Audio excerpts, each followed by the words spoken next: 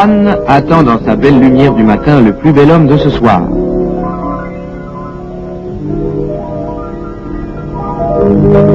Au Palm Beach, qui semble une petite île du bonheur, les athlètes s'entraînent une dernière fois. Celui-ci, tel le matelot communiquant avec le sémaphore, semble inviter ses camarades à le rejoindre.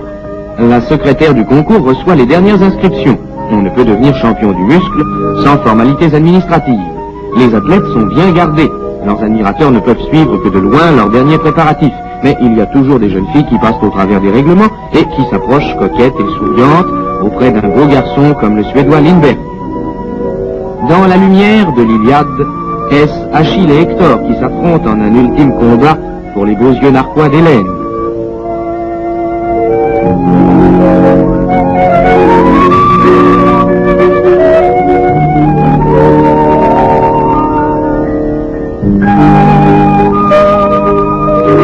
Contredisant la mythologie, Miss Palm Beach, la Vénus de Cannes, cherche inlassablement son Paris.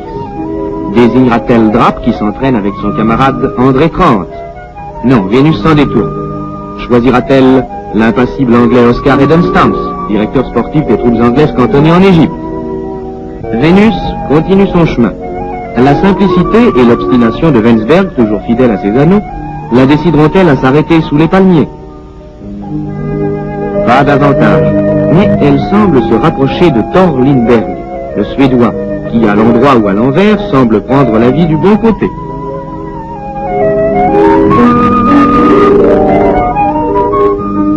Thor Lindberg s'entraîne dans les environs de Göteborg, sa ville natale.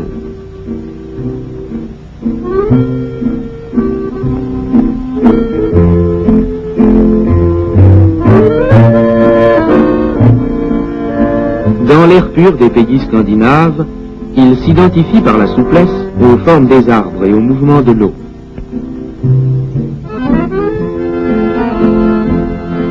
Tout le monde sait que les sportifs scandinaves ne boivent pas d'alcool et ne fument pas. Thor vit de fruits et de légumes. Il est champion de poids et haltères de Göteborg. Thor Lindberg a choisi un moyen de locomotion qui est peut-être à la mode en Suède, mais qui semble pour le moins bizarre à Cannes.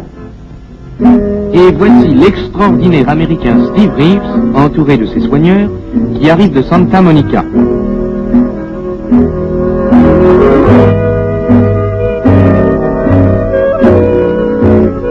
Steve Reeves mesure 1,85 m et pèse 108 kg. Il a 1,45 m de tour d'épaule et 130 cm de tour de poitrine. Dès l'âge de 17 ans, Steve Reeves s'adonne entièrement en Californie, son pays natal, à un entraînement intensif de culture physique, interrompu par le séjour forcé qu'il fit aux Philippines comme combattant américain.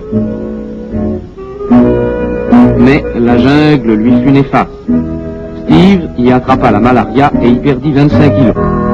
Aujourd'hui, le voici reconstitué, après des années d'entraînement dans sa Californie natale.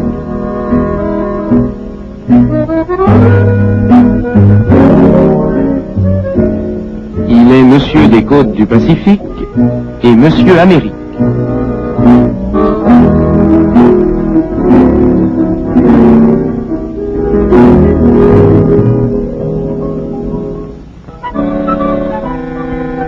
Chers auditeurs, je suis heureux de vous retrouver tous à l'écoute ce soir pour le grand événement sportif de Cannes.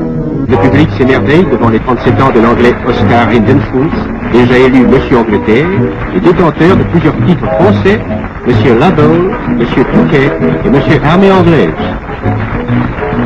Edenstams, impassible, ne s'amuse pas ce soir. Il démontre ses possibilités stomacales, exercice recommandé pour une digestion difficile. Voici Drape, 28 ans, le catcheur français, ancien modèle aux Beaux-Arts, élu le plus bel athlète de France.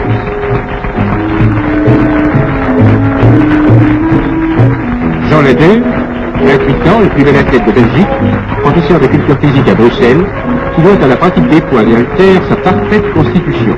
Il s'entraîne selon la méthode américaine et boit 5 litres de lait par jour. Mais le public est impatient de voir à l'heure le parfait suédois Thor Lindberg, âgé de 26 ans, conducteur de tramway à Göteborg.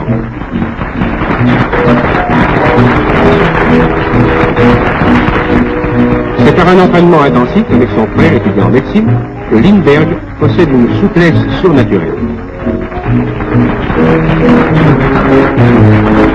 Dans un cas par avion, Thor Lindbergh quittait son pays pour la première fois de sa vie. Et voici une chose phénoménale. L'Américain Steve Reeves de la Californie. Les chers militaires,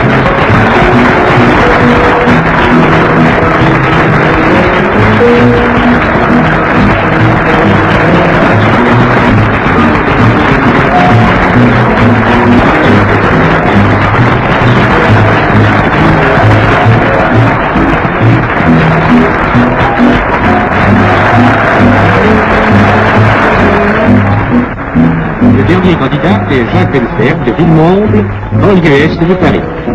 Bien que venant après Steve Reeves, Wensberg fait une bonne impression. Il est simple, réservé.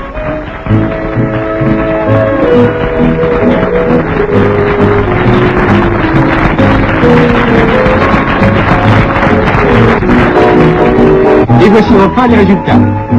Steve Reeves, le merveilleux athlète américain, est certain le plus bel homme du monde. Vénus a enfin trouvé son pari et le public les unit chaleureusement.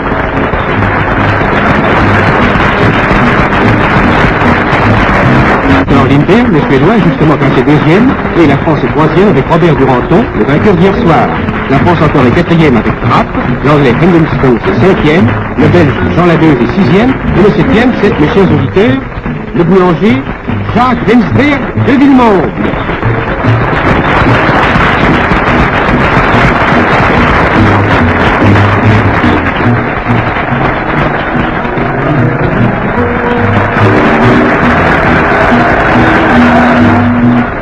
Steve Reeves a le sourire fier et rêveur du vainqueur. Il songe au petit Steve qu'il a été jadis, recevant déjà de la vie ce qu'elle a de meilleur. Maintenant, les photographes lui accordent la vedette, et les premières pages des journaux, entre le meurtre et la politique, proclament qu'un citoyen américain de 22 ans a remporté à Cannes le titre envié de plus bel homme du monde.